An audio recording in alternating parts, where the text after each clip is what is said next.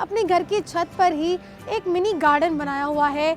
200 से ज़ायद सलाद के पत्ते और मुख्तलिफ पौधे जिनमें फल और सब्जियां शामिल हैं। घर में 2 क्रेट टमाटर के लगाने से आपकी पूरे सीजन की टमाटर की रिक्वायरमेंट पूरी हो सकती है। जो आज अल्लाह का शुक्र है कि मैं तकरीबन 200 के करीब एडिबल हर्ब्स सैलड्स जो मैं ऑर्गेनिक भी लगाती हूँ और ज़्यादातर एग्जॉटिक होती हैं। इसके अलावा इनकी मार्केट जो है वो अच्छी कीमत पे हो जाती है। उर्दू पॉइंट की वीडियोस देखने के लिए हमारा चैनल सब्सक्राइब कीजिए और बेल के आइकन पर क्लिक कीजिए ताकि आप हमारी तमाम आने वाली वीडियो से बाखबर रह सकें। अस्सलामुअलैकुम नाज़रीन, उर्दू पॉइंट के साथ मैं हूँ आपकी मेज़बान ज़ोफ़िशा नकवी।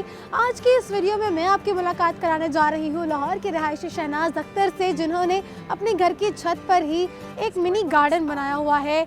200 से ज़ायद सलाद के पत्ते और मुख्तलिफ पौधे जिनमें फल और सब्जियाँ शामिल हैं वो अब तक लगा चुकी हैं और तकरीबन उन्होंने अपनी पूरी ज़िंदगी ही गार्डनिंग का काम किया है। उनका प्रोफेशन भी था और उनका पैशन भी था। उनसे आज की वीडियो में हम जानेंगे कि किस तरह उनको रूफ गार्डनिंग का आइडिया आया और अपने घर की छत पर ही उन्होंने कैसे इतने ढेर सारे पौधे लगा लिए। इसके अलावा वो ऑफ सीज़न में भी बहुत सी सब्जियां और बहुत सारे पौधे ग्रो कर लेती हैं। और सबसे अहम बात ये कि उन्होंने ये भी बताया कि घर में 2 क्रेट टमाटर के लगाने से आपकी पूरे सीज़न की टमाटर की रिक्वायरमेंट पूरी हो सकती है। इनसे ये भी जानेंगे कि ऐसा कैसे हो सकता है। इसके अलावा इनसे बहुत सारी ऐसी टिप्स लेंगे जो कि किचन गार्डनिंग में आपको बहुत ज़्यादा हेल्पफुल साबित होने वाली हैं। और सबसे अहम बात ये कि इनकी कॉस्ट बिल्कुल मिनिमल है। इसका मतलब ये कि घर में पड़ी हुई तमाम गैर ज़रूरी अशिया को बरूए कार लाते हुए उनका इस्तेमाल करते हुए, जैसे कि लकड़ी के क्रेट्स होते हैं या फिर मिट्टी का या फिर प्लास्टिक का कोई बर्तन हो गया, कोई पेंट वाली बाल्टी हो गई, इन तमाम चीज़ों पर आप अपनी गार्डनिंग कर सकते हैं। और अगर कुछ ना हुआ तो इस तरह से प्लास्टिक शीट का इस्तेमाल करते हुए भी आप ढेर सारे पौधे लगा सकते हैं। आज की ये वीडियो यकीनन आप सभी के लिए बेहद दिलचस्प साबित होने वाली है। तो आइए चलते हैं और आपकी मुलाकात कराते हैं शहनाज अख्तर से। अस्सलाम वालेकुम। वालेकुम सलाम। कैसी हैं आप? अच्छा, मुझे ये बताइएगा कि इतने ढेर सारे पौधे अपने घर की छत पर ही आपने लगाए हुए हैं, तो कब से आपको गार्डनिंग का शौक है? मुझे तो बचपन से शौक था। मेरे घर का माहौल ही ऐसा था कि वहाँ मेरे फादर या मेरे अंकल ये पौधे वगैरह लगाते थे, तो बचपन से मैं देखती आ रही थी और मुझे वही शौक था। तो छोटा छोटा मैंने काम शुरू किया। उसके बाद मैंने MSc बॉटनी की थी लाहौर से। तो उसके बाद चूँकि मेरा फील्ड भी वही आ गया, तो डिपार्टमेंट मुझे एग्रीकल्चर मिल गया, जहाँ पर मुझे मौका मिला है इन सब कामों को करने का। वहीं से मैंने ये फ्लावर कल्टीवेशन और किचन गार्डनिंग का काम शुरू किया, जो आज अल्लाह का शुक्र है कि मैं तकरीबन 200 के करीब एडिबल हर्ब्स सैलड्स और मुख्तलिफ वेजिटेबल्स जो मैं ऑर्गेनिक भी लगाती हूँ और ज़्यादातर एग्जॉटिक होती हैं। और इसके अलावा इनकी मार्केट जो है वो अच्छी कीमत पे हो जाती है। तकरीबन सारी ज़िंदगी ही आपने यही सारे काम किए और उसके बाद रिटायरमेंट के बाद आपने अपने घर में ही ये सारा सेटअप लगा लिया? सिर्फ मैंने घर में नहीं काम किया, मैंने बड़े फार्मों पे भी ये काम किया, लार्ज स्केल पे। इस साल थोड़ी मेरी मसरूफियत है, मेरा शौक था कि मैं एक दफ़ा छत पे भी ये काम रूफ गार्डनिंग करके देखूं। कि एक तो मुझे इसका शौक था, एक दूसरा मुझे मिनिएचर फ्रूट प्लांट्स का एक मैंने गार्डन बनाया जो इस कमिंग सीजन मेरा प्रोग्राम है।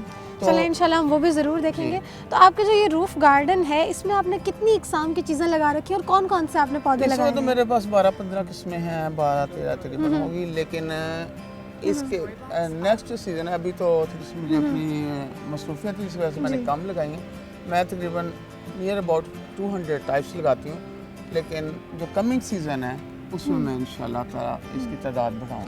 अच्छा, हम देख रहे थे कि आपने ये जो छोटे छोटे जो क्रेट्स थे, बड़ी आम इजीली घर में अवेलेबल होते हैं ये तमाम क्रेट्स। तो इजीली घर में अवेलेबल होने वाली चीज़ों को इस्तेमाल करते हुए, इन क्रेट्स को यूज़ करते हुए आपने ये तमाम चीज़ों को इस्तेमाल किया हुआ है। और साथ ही मैं देख रही हूँ कि आपने ये लगा के, इसको क्या कहते हैं? Drip irrigation. ड्रिप इरिगेशन कहते हैं कि यहाँ से थोड़ा सा ढकना है कि वो सुराख कर लेते हैं या लूज़ कर देते हैं, तो नीचे एक इस तरह गमले की टूटी ठिपकी सी रख देते हैं। इसके ऊपर पानी गिरता रहता है और हमें कुछ दिनों के बाद यहाँ पर आकर दोबारा पानी इसके अंदर फिल करना पड़ता है और फिर इसको लगा देते हैं और बार बार फिर आना नहीं पड़ता। तो ये आइडिया भी आपने इंट्रोड्यूस कराया है? हाँ जी, ये एक्चुअली इजराइल का आइडिया है। मुझे किसी मेरी मैडम ने बताया था। उस वक्त से मैंने क्लासों को ट्रेनिंग में ये बातें बताई सारा कि ये तरीका इस तरह भी कर लेते हैं। और उसके बाद ये है कि अब मैं खुद भी अगर कभी मुझसे छत के ऊपर ना आया जाए तो मुझे तसल्ली होती है कि मेरे पौधों को पानी लग रहा है। तो आगे चलते हैं और बाकी चीज़ें देखते हैं। तो मुझे बताइएगा कि इन क्रेट्स में आपने कौन से पौधे लगाए हुए हैं, कौन सी किस्म के ये देखिए, पौधे हैं? इनमें इसको कहते हैं कंटेनर गार्डनिंग। ये सिर्फ फ्रूट क्रेट नहीं बल्कि मेरे पास बाल्टियाँ भी हैं, रंग रोगन में जो बचती हैं, डब्बे हैं, मिट्टी के जो गमले हैं ये हैं, और जो आपके पास छोटी छोटी गिलासियाँ सी मार्केट में मिलती हैं, इनमें भी चीज़ें लग जाती हैं। तो बड़े गमले थे मेरे पास, तो इस सीज़न मेरे पास ये फारग थे, तो मैंने बजाय फ्रूट गार्डन के मैंने इनमें वेजिटेबल और हर्ब्स सैलड वगैरह लगा दिए। अब इसमें आप भल मिट्टी लेते हैं और गोबर की खाद डालते हैं अगर आपने ऑर्गेनिक सोइंग करनी है। अच्छा, आपकी सारा ऑर्गेनिक सेटअप है यहाँ पर ना? ऑर्गेनिक के लिए आप जो गोबर की खाद वो एटलीस्ट 6 मंथ पुरानी होनी चाहिए। अगर आप फ्रेश डालेंगे तो इन पौधों की जड़ों पर वो बुरा असर डालती है या नाइट्रोजन साइकिल डिस्टर्ब हो जाता है इसका, तो आपने गोबर की खाद पुरानी डालनी है। मिट्टी जो है इसमें तकरीबन 9 इंच तक होनी चाहिए सर्दियों के लिए। अगर गर्मियों में होगा तो फिर ये तकरीबन बड़ा गमला लेंगे क्रेट और 1 फुट तकरीबन होना चाहिए। ये साथ छोटे छोटे टिप्स हैं जो अगर आप अपनी रूफ गार्डनिंग करना चाहते हैं तो आपको बहुत ज़्यादा फ़ायदेमंद होंगी। तो इसके साथ साथ मुझे ये पता चलेगा कि ये जो आपके शुरू के क्रेट्स हैं ये कौन सा पौधा है? ये चेरी टोमेटो रेड। अच्छा, रेड चेरी टोमेटो। तकरीबन 10 किस्में पिछले सीजन में लगाई थी, इस बार मैंने यही लगाई क्योंकि इसकी मार्केट भी अच्छी है और मेरे पास जगह भी इतनी अच्छा, कितना चेरी टोमेटो है? कहाँ तक हमारे चेरी टोमेटो चल रहे हैं सारा? 40 प्लांट्स हैं तकरीबन। ये 40 प्लांट्स यहाँ पर चेरी टोमेटो के हैं। इसकी सही तरह केयर करें तो 10 से 15 किलो पर प्लांट। अच्छा, टोमेटो 10 से 15 किलो पर प्लांट। अगर हमारी पब्लिक इस तरह से क्रेटों में दो ही अगर लगा लेते हैं पौधे, तो 3-4 क्रेट्स में अगर पौधे हों इस तरह आप अपने घर में लगाएं। थोड़ी सी मेहनत है, जितनी टाइम आप सब्जी मार्केट से लेने जाते हैं उतने टाइम में यहाँ बिल्कुल। मैं यही पूछना चाह रही थी आपसे कि अभी कुछ ही हफ्तों पहले टमाटर का बड़ा बहरान था, 400 रुपए किलो तक एक टमाटर फरोख्त होता रहा है। तो जिस तरह आपने यहाँ पर 2 क्रेट्स, आपने बताया 2 क्रेट्स लग जाएं तो आपके सीजन की ज़रूरियात टमाटो की पूरी हो सकती हैं। तो इतना आसान तरीका भी है। तो एक पौधा हमें तकरीबन 15 से 20 किलो तक टमाटो हमें दे सकता है। 10 से 15 किलो तक। ठीक है, 10 से 15 किलो तक टमाटर। अगर बड़ा टमाटर हो तो बहुत प्रोडक्शन होती है। मैंने बड़े टमाटर टनल में लगाए थे ऑफ सीजन में, तो उसमें उतने तकरीबन पत्ते नहीं थे जितना उस पैदावार जी। तो अगर आप टमाटर के बहरान से बचना चाहते हैं तो आप भी अपने घर की छतों पर इस तरह से कंटेनर गार्डनिंग करते हुए टमाटर का पौधा उगा सकते हैं। सस्ता सा क्रेट मिल जाता है मार्केट से, आप लेके अपने घर की जो आपके पास। तो ये बेली लगाने का क्या मकसद था? इनका लगाने का मकसद ये है कि ये आपका टमाटर जो बड़ा होता है जी जी, तो ये ऊपर को जाएगा, इसके साथ साथ ही ऊपर जाता जाएगा। जो जो बड़ा होता जाएगा आप इसको यूँ बड़ा ऊपर करते जाएंगे, यहाँ से बांधते इसको बढ़ाते जाएंगे ताकि जो वो बेल आ रही है ना वो उस पे आ जाए। अगर आपका टमाटर मिट्टी के साथ टच करेगा तो उसके साथ फंगल अटैक होगा, जिससे आपका पौधा भी वेस्ट हो सकता है, उसके ऊपर जो फूल या फल हैं वो भी वेस्ट होते हैं। तो सीधा जाने से ये फ़ायदा होगा कि सिर्फ जो जड़ें हैं पौधे की उसको पानी मिलेगा और जो बाकी पोर्शन है पौधे का ये ऊपर जाएगा और ज़मीन के साथ टच नहीं करेगा, जिससे आपकी प्रोडक्शन वेस्ट नहीं होगी। यही रीज़न है कि आपकी प्रोडक्शन पर प्लांट आम पौधों से जो ज़मीन पे फैले होते हैं उनकी निस्बत से बहुत ज़्यादा होती है। तो आगे चलते हैं। टमाटर के बाद हमारे पास ये कौन से पौधे आते हैं? ये केल है। अच्छा, ये भी एक्सोटिक वेजिटेबल सलाद के पत्ते हैं जो लोग यहाँ काफ़ी कंजम्पशन है इसकी, मार्केट भी अच्छी है और इसकी मार्केट प्राइस भी अच्छी है, दिखने में खूबसूरत भी बहुत है जी। तो केल की कितनी किस्में आपके पास? अभी तक तो 3 लगाई हुई हैं, लेकिन इसकी और भी किस्में लग सकती हैं। लेकिन इन्होंने ओवरऑल टोटल 200 से ज़ायद सलाद के पत्ते और बाकी फल सब्जियां तमाम चीज़ें इन्होंने लगाई हुई थी। तो हमारे पास यहाँ पर केल की कुछ किस्में आ रही हैं। केल के बाद ये एक अलग से पौधा है, ये क्या चीज़ है? हमने रॉकेट सलाद लगाई, अच्छा, बड़ी वो आ गई, ये अभी नई बिल्कुल नई सोइंग की है। अच्छा, तो यहाँ पर जो हैरानकुन बात है, केल है साइबेरियन। जी, साइबेरियन केल है यहाँ पर। ये साइबेरियन केल के ये पौधे थे यहाँ पर। और जो सबसे इंटरेस्टिंग बात है वो ये कि आप अपने घर में मौजूद तमाम गैर ज़रूरी अशिया जो कि आप जिनको वेस्ट करना चाहते हैं उनको इस्तेमाल करते हुए, उनको बरूए कार लाते हुए आप ये तमाम चीज़ों को यहाँ पर सेट कर सकते हैं और बड़ी आसानी से अपना रूफ गार्डनिंग का या फिर किचन गार्डनिंग का सेटअप आप लगा सकते हैं। ये अगले पौधे केल के इसलिए छोटे हैं कि वो तकरीबन मैंने 1 मंथ पहले वो उसकी पनीरी लगाई थी। पहले इनकी पनीरी लगती है, फिर ये ट्रांसप्लांट होते हैं। अच्छा, अभी आप किसी तरह के भी कंटेनर ले लें, बल्कि आपके जो मोमी लिफाफे शॉपर हैं उनमें हल्का सा सुराख करके वो भी आप उसमें भी ये लगा सकते हैं। मिट्टी की देगची को हो, प्लास्टिक के बर्तन हो, कोई उनमें नीचे थोड़ा सा सुराख होना चाहिए।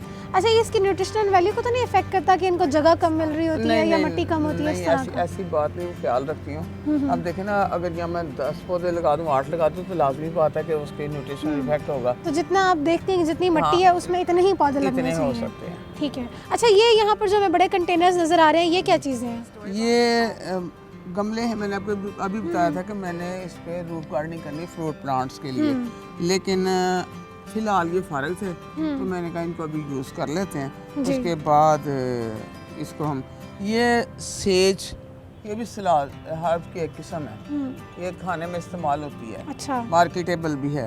हम कहते हैं सब्जी महंगी है। हाँ जी। मैंने 20 रुपए की मूलियाँ ली हैं, जिसमें मैंने 2 डक उतारे हैं जो मैंने यहाँ लगा दिए हैं। फिर उसके बाद मैंने चपातियाँ पकाई हैं। फिर जो इसके वेस्ट पत्ते थे वो मैंने काट के मुर्गियों को डाल दिए। अच्छा, इनसे गर्मियाँ आएंगी तो इससे मुंगरे लगेंगे। अच्छा। अब मेरे 20 रुपए में मैंने मूली की चपातियाँ भी पराठे भी खा लिए, और उसके बाद मैंने डक भी लगा दिए, मेरे मुंगरे भी लगेंगे। और जो पत्ते हैं या वो खाद के लिए मैं लगा लेती हूँ या फिर मुर्गियों को खाने के लिए काट के डाल। तो यहाँ पर जो सबसे अहम पॉइंट है वो ये है कि जो चीज़ें आप वेस्ट करना चाहते हैं उनको भी आप इस्तेमाल करते हुए और बहुत ही कम कॉस्ट में बहुत ही ज़्यादा अच्छा सेटअप लगा सकते हैं। अभी आपने ना ऑर्गेनिक खाद की बात की, तो मुझे बताइएगा कि खाद में हम कौन कौन सी चीज़ों को ऑर्गेनिक तरीके से इस्तेमाल करके? एक्चुअली खाद या स्प्रे वो होता है जिनका आगाज पौधों से या जानवरों के वेस्ट से हो। अब पौधे जब गलते सड़ते हैं, जैसे हम ज़मीन में दबा देते हैं पत्तों को या वेस्ट को, चारा वगैरह जो पौधे ज़मीन से उखाड़ते हैं, उनमें ज़मीन में दबा दें तो और उसमें डिकम्पोजिशन होती है, वो गल सड़ के ऑर्गेनिक खाद में कन्वर्ट हो जाते हैं। इसी तरह जो आपका मुर्गी खाने का वेस्ट, आपके जो खुर हैं, सींग हैं, अच्छा, या खुर और एग सींग शेल, भी? हाँ जी, एग शेल हैं, या आपके जो एनिमल वेस्ट है, स्लॉटर हाउस का वेस्ट है, ये सारी चीज़ें अगर आप इनको डिकम्पोज कर लेते हैं तो इनको, या ग्राइंड कर लेते हैं, इनको एज ऑर्गेनिक फर्टिलाइज़र आप यूज़ कर सकते हैं जी। और इसके अलावा अगर अपने स्प्रे की बात आती है तो हमारे पेस्टिसाइड या वीडिसाइड वगैरह काफ़ी हमारे लिए हार्मफुल हैं। तो बेहतर यही है कि लोग खुद इनको बनाएं। जैसे अगर आपने तेला वगैरह काफ़ी बुरा असर करता है हमारी फसलों पे, तो उसके लिए आप नीम के पत्ते 7 डेज़ के लिए घड़े में भिगो दें या प्लास्टिक के बर्तन में, और 7 दिन के बाद उनको बॉयल नहीं करना, ये मतलब इसमें कंडीशन है। आपने उसके बाद उसमें सादा पानी डालना है आधा, और आधा वो नीम का पानी डाल के आपने अपने हर्ब्स या जो आपकी वेजिटेबल स्प्रे करें, तो बहुत थोड़े टाइम में आपके जो एफिड, जैसिड या सुस्त तेला, वाइट फ्लाई वगैरह ये ख़त्म हो जाता है जी। और इसका फ़ायदा ये, नीम वाटर का तो ये फ़ायदा है कि इससे जो नुकसानदेह कीड़े हैं वो मर जाते हैं, लेकिन जो फ़ायदामंद है वो वेस्ट नहीं होते। अच्छा। लेकिन बाकी जैसे है सुख चैन है या अक वगैरह, इनसे जो ऑर्गेनिक हम बनाते हैं पेस्टिसाइड, वो जो फ़ायदामंद कीड़े हैं उनको भी नुकसान करते हैं। जी, कंटेनर के बाद यहाँ पर आपने ये शीट बिछाकर भी कुछ पौधे लगाए हुए हैं, ये कौन से पौधे हैं? ये रॉकेट सैलड है, जिसको तारा मीरा अच्छा। कहते हैं। इसका नीचे डबल लेयर शीट इसलिए भी चाहिए कि इसका जो पानी है वो नीचे ना जाए, जिससे लेंटर को नुकसान का खतरा होता है। तो डबल लेयर इसलिए है कि अगर कहीं सुराख हो भी तो एक लेयर उसको बचा ले। इसमें मुख्तलिफ स्टेक्स में लगाई है। एक तो ये है जो बिल्कुल तैयार है खाने के लिए, अच्छा। ये एडिबल है, इसके पत्ते मार्केटेबल हैं। इसी तरह ये लगाई है उसके बाद, और थर्ड स्टेज पे वो लगाई है जो छोटे छोटे भी पत्ते हैं, तो इनके पत्ते मार्केट होते हैं। तो इनकी क्या प्राइस होती है? ये तकरीबन मार्केट में 400-500 रुपये पर केजी तक चली जाती है मार्केट। इसके बाद हमारे पास आ गए हैं ये रेड पत्ते, और ये कौन से पत्ते हैं? ये लाला रोज़ा है, रेड सैलड है। अच्छा। एक बड़े कंटेनर में अभी इसकी पनीरी ट्रांसप्लांट की है, इसमें से निकाल के मैंने इसी तरह की शीट के ऊपर ये, और ग्रीन मेरे पास है सैलड, ये मैंने अलग-अलग करके प्लांट्स लगा देने हैं। अभी ये इस बड़े कंटेनर में होने की वजह से पौधे ग्रोथ एग्रेट अच्छी हो गई है, लेकिन इसकी जड़ें इस तरह से बड़ी हो जाती है अगर नीचे लेयर ज़्यादा हो मिट्टी की, तो इसलिए अब मैं इसको छोटी लेयर में लगाऊंगी अलग-अलग करके, और फिर ये सारा सीजन प्रोडक्शन देता रहता है। इसके अलावा कुछ छोटे गमलों में भी आपने चीजें लगाई हैं, उनकी तरफ अब चलते हैं। ये रेड सैलड ये मार्केट के लिए तैयार है। यहाँ आपको पता है कितने प्लांट्स के रश है यहाँ पर। हाँ जी बिल्कुल। लेकिन पत्ते बिल्कुल तैयार हैं और साइज भी अच्छा है। बिल्कुल, काफ़ी सॉफ्ट और काफ़ी अच्छे पत्ते हैं। देखें रेड सैलड है, इसी तरह यहाँ से निकाल के मैंने इधर इसमें लगाई है फ्रूट प्लेट में। तो उसमें आप देख लें पत्तों का साइज़ भी नॉर्मल जी, है, बिल्कुल। ग्रोथ भी बहुत अच्छी है और बहुत ज़्यादा है। तो इसी तरह से काफ़ी बड़े पत्ते हैं। हाँ, ये पत्ते काफ़ी बड़े होते हैं। अब ये खाने की स्टेज पे हैं। हम्म, मेरे पास एक रोज़मेरी आई है। हम्म, रोज़मेरी ये भी इसके इस तरह पत्ते ही मार्केटेबल हैं, मार्केट में जाते हैं। और इसके अलावा ग्रीन सैलड है मेरे पास, ये वाली। ये रेड और ग्रीन के साथ मिक्स करके मैंने इसी तरह शीट के ऊपर अलग-अलग ट्रांसप्लांट कर देना है। बहुत इनका साइज जी। ठीक है। इस तरह तो ये जो thyme- रोजमेरी है इसकी मार्केट में क्या कॉस्ट होती है? ये भी वही है 500 पर केजी। ठीक है। इसके अलावा आपके पास और इसके अलावा मेरे पास थाइम है और ये भी मार्केट में इसी तरह जैसे रोजमेरी जाती है, मुख्तलिफ खानों में या सूप में, होटल्स वगैरह इस्तेमाल करते हैं। अब एक ये है एडिबल हर्ब है, पार्सले। ये वाला जी पार्सले, इसके 3 गमले हैं। ये भी अलग-अलग करने पड़ते हैं जैसे बाकी पनीरियाँ लगाते हैं। इस तरह इसमें और भी कुछ सैलड्स हैं 2-3 जो ये भी फिर अभी अलग करके इनको लगाना है। इनमें कुछ वो तारामीर रॉकेट सलाद है जो इसमें लगी हुई है। अच्छा, मुझे ये बताइएगा कि रूफ गार्डनिंग का एक्सपीरियंस अब तक का आपका कैसा गया? और अब आप जो मिनिएचर गार्डन लगाने की बात करी है तो वो भी आप इस छत पे लगाने वाले नहीं, हैं? नीचे है जगह अच्छा। सनलाइट में। जी, तो नाज़रीन अभी तक हमारा जो ये रूफ गार्डन था, हमने आपको बहुत सारे पौधे दिखाए और बहुत सारी किस्में भी आपको बताई। साथ साथ शहनाज अख्तर साहिबा ने हमें कुछ टिप्स भी दिए कि अगर आप अपना रूफ गार्डन लगाना चाहते हैं तो इन टिप्स को आपको फॉलो करना होगा। अब मुझे बहुत ही खूबसूरत से यहाँ पर न्याज़बो के पौधे भी लगे हुए नज़र आ रहे हैं, तो अब ज़रा न्याज़बो के बारे में हमें कुछ बता दीजिएगा। ये थाई बेसल की किस्म है। इसके पत्ते यूज़ होते हैं थाई क्यूजिन वगैरह में और लोग अपने मुख्तलिफ खानों में इस्तेमाल होते हैं, बल्कि इससे चटनी भी बनती है। अच्छा। इसका एक बड़ा फ़ायदा ये है कि अगर ये लगा लें तो जो आपका डेंगू मच्छर है वो ये पौधा उसको अच्छा। करीब नहीं आने देता। ये सबसे मेरे ख्याल से सबसे बड़ा फ़ायदा इसका फिलहाल यही होगा। इसकी दुनिया में तकरीबन बेसल की 20 किस्में हैं। पाकिस्तान में मैंने अभी तक 12 लगाई हैं। अभी जितना मेरे पास सीड अवेलेबल मुझे हो सका। तो अब ये है कि इसका जो सीड है यही हम इसको दोबारा उतार के इसी से नए प्लांट्स कर लेते हैं। तो ये मार्केटेबल भी है सीड। खुशबू भी इसकी बहुत अच्छी है और बड़ी सूदिंग सी, बड़ी फ्रेशिंग सी खुशबू है इसकी। और ये है भी पेरिनियल प्लांट है, काफ़ी साल तक चलता है। और मैंने तो इस साल ही नई पनीरी भी इसकी काश्त कर लेती हूँ, लगा देती हूँ, सीढ़ियाँ से उतार के नया लगा देती हूँ। लेकिन ये अगर लगाया हुआ है तो अब ये थोड़ी सर्दी कम होगी तो फिर ये बाहर आने से पहले ये तो इस पर सब्ज़ पत्ते आना शुरू हो जाएंगे, फिर इसकी मार्केट शुरू हो जाती है। अच्छा, मुझे ये बताएं कि अब तक आपका जो ये सारा रूफ गार्डनिंग था और अपने जो आपका पूरी लाइफ थी, कौन कौन से आपके पसंदीदा पौधे रहे हैं जिनको लगाने में भी आपको बहुत मज़ा आया और आपके फेवरेट पौधा में मुझे तो से? एक तो स्टीविया अच्छा लगता है, शुगर प्लांट। अच्छा। वो खासतौर शुगर पेशेंट्स के लिए हाँ। चीनी नहीं इस्तेमाल करनी पड़ती। जो मैं इनमें वेजिटेबल्स लगाती हूँ उनमें ब्रोकली है, फूल गोभी तकरीबन 3 रंग की है, पिंक, येलो और ऑफ वाइट। और इसके अलावा आइसबर्ग है, ब्रसल्स स्प्राउट है, पाक चाय है, चाइना कैबेज है। और ये काफ़ी सारी किस्म वेजिटेबल्स की हैं जो मैं लगाती हूँ। और जैसे चुकंदर हमारे यहाँ आम छोटा साइज़ का होता है, लेकिन मैं स्विस चार्ट बड़ा चुकंदर मार्केट बाहर से मंगवा के मैंने वो सीड लगाया यहाँ पर। इसी तरह हाई सुपस है, हर्ब आर्टिमीजिया है, काफ़ी सारी किस्में हैं जो मतलब मैं पसंद भी करती हैं और लगाती भी हैं। सीजन में भी लगाती हूँ और ऑफ सीजन भी लगाती हूँ। अच्छा, ऑफ सीजन होगा फिर भी आप ग्रो हाँ कर लेती हैं? असल में 3 फैक्टर होते हैं जो मौसम को कंट्रोल कर लें तो हम किसी भी सीज़न में चीज़ें लगा सकते हैं। टेम्परेचर है, ह्यूमिडिटी है और सनलाइट है। तो अगर इन तीनों फैक्टर्स को जैसे टनल में कंट्रोल करके आप ऑफ सीज़न में मुख्तलिफ चीज़ें लगा सकते हैं। अभी जैसे इस वक्त जो मौसम है इसमें अगर छोटा सा घर में टनल बना के आप छोटा टनल बना लें, उसमें इस वक्त गर्मियों की सब्जियों के सीड सोइंग शुरू कर लें छोटे लिफाफों में, छोटे गमलों में। तो जब फरवरी में कोरा ख़त्म होगा आप उनकी बेलों को उतार के जैसे ही कंटेनर में किया इनमें ट्रांसप्लांट कर दें या खेत में ट्रांसप्लांट कर दें तो आपकी अगेती सब्जी उस वक्त तैयार होगी जब उसकी मार्केट प्राइस काफ़ी अच्छी मिलेगी आपको। जी तो नाजरीन, आज की इस वीडियो में हमने आपकी मुलाकात कराई लाहौर के रहायशी शहनाज अख्तर साहिबा से, जिन्होंने अपनी छत पर ही रूफ गार्डन बनाया हुआ है। और साथ ही साथ आज के इस वीडियो में उन्होंने हमें बहुत सारी टिप्स दी कि अगर आप भी अपने घर में किचन गार्डन या फिर रूफ गार्डन लगाना चाहते हैं तो इन तमाम टिप्स को आपको यूज़ करना होगा, और कौन सा सीज़न में आप कौन कौन सी सब्जियां या पौधे लगा सकते हैं जिनका आपको फ़ायदा भी होगा। इस वक्त भी उन्होंने अपने इस रूफ गार्डन का जो लगाया हुआ है उन्होंने अपनी छत पे, उसको फ़ायदा ये होता है कि वो इनको मार्केट करती हैं, और ये जो उनका रूफ गार्डन है उनका ज़रिए मुआश भी है, इसी के ज़रिए वो इनकम भी हासिल करती हैं।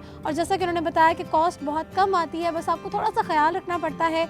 और ये जो पौधे हैं उनको बिल्कुल अपने बच्चों की तरह प्यारे हैं, जैसा कि आपने बताया हमें। तो जी नाज़रीन, उम्मीद करती हूँ कि आज की वीडियो आपको बेहद पसंद आई होगी। अगर आप भी किचन गार्डन लगाना चाहते हैं या फिर रूफ गार्डनिंग करना चाहते हैं तो यकीनन ये वीडियो आपके लिए बेहद हेल्पफुल साबित हुई होगी। इसी के साथ अपनी मेज़बान ज़ोफिशा नकवी को दीजिए इजाज़त। अल्लाह हाफ़िज़।